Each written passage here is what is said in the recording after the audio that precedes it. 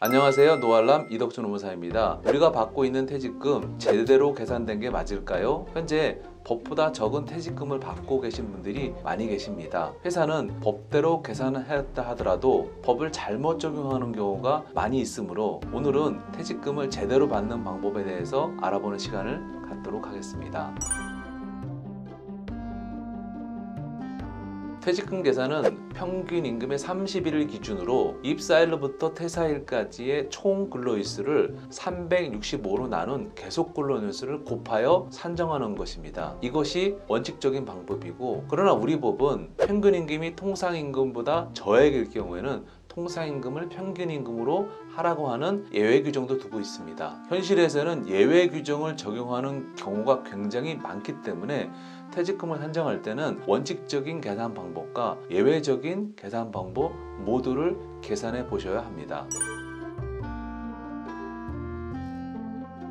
평균임금은 산정 사유일 이전 3개월 동안 받은 총 임금을 그 기간의 일수로 나눈 금액으로 평균적인 하루 임금으로 이해하시면 됩니다. 우리가 임금이라고 해서 지급받는 모든 급여가 평균임금에 포함이 됩니다. 즉 기본급, 연장근로수당, 식대, 연차수당, 상여금, 인센티브 이 모든 것이 포함되어야 합니다. 통상임금은 연장, 야간, 휴일수당 등 각종 수당을 산정하기 위해 산정하는 임금이며, 이 통상임금의 세부적인 사항을 살펴보기에는 매우 복잡하지만은 우리가 지급받고 있는 임금 중에 기본급이나 식대나 직무급 같은 고정적이고 일률적 정기적으로 나오는 임금을 통상임금으로 보고 있습니다. 연장근로를 할 때 발생이 되는 연장근로수당이나 성과가 발생할 때 지급되는 인센티브 수당 같은 경우에는 통상임금에 포함이 되지 않습니다. 즉 내가 받는 임금 중에 고정적으로 지급받는 임금은 통상임금에 해당이 되나 일정 변수에 따라 임금이 변동적으로 지급받는 임금에 대해서는 통상임금으로 보고 있지 않습니다. 이렇게 통상임금보다 평균임금의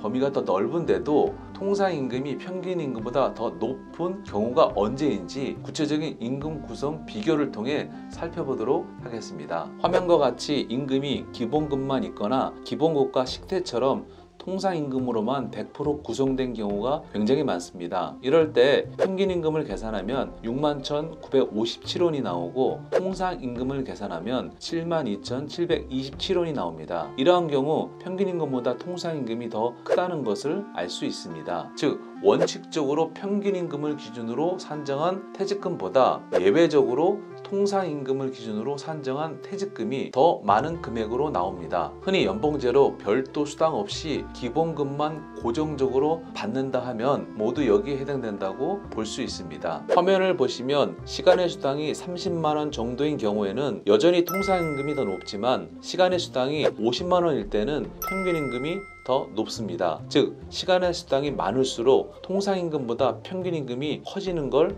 확인할 수 있습니다. 통상임금의 비율이 임금총액의 85%에서 87% 이상이 되는 시점부터 평균임금보다 통상임금이 더 높아지게 됩니다. 즉 이런 경우에는 퇴직금을 지급할 때 평균임금이 아닌 통상임금으로 산정한 퇴직금을 지급하셔야 합니다.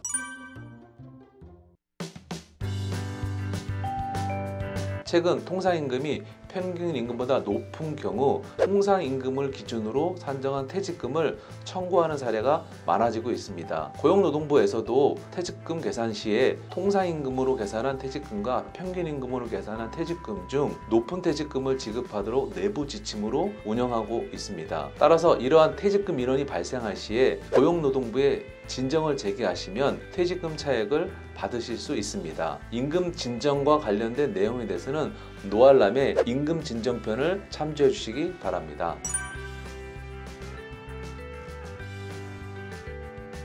퇴직연금 가입 유형에 따라 다릅니다. DC형인 경우에는 퇴직 시에 퇴직금을 별도로 계산하지 않아도 되지만 DB인 경우에는 퇴직금을 다시 계산해서 지급해야 하기 때문에 통상임금으로 계산한 퇴직금이 많다 하면은 그 차액을 지급하셔야 합니다.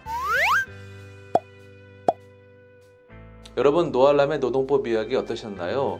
오늘은 퇴직금 산정에 있어서 예외적인 상황을 살펴보았습니다. 연봉제인 경우 이런 경우가 많이 발생이 되며 또한 기업에서 임금 구조가 단순한 경우 이렇게 평균 임금보다 통상 임금이 많기 때문에 민원이 많이 발생합니다. 이와 관련된 사항에 대해 궁금하신 사항이 있으시면 유튜브에 댓글을 남겨주시거나 블로그를 참조해 주시면 감사하겠습니다. 감사합니다.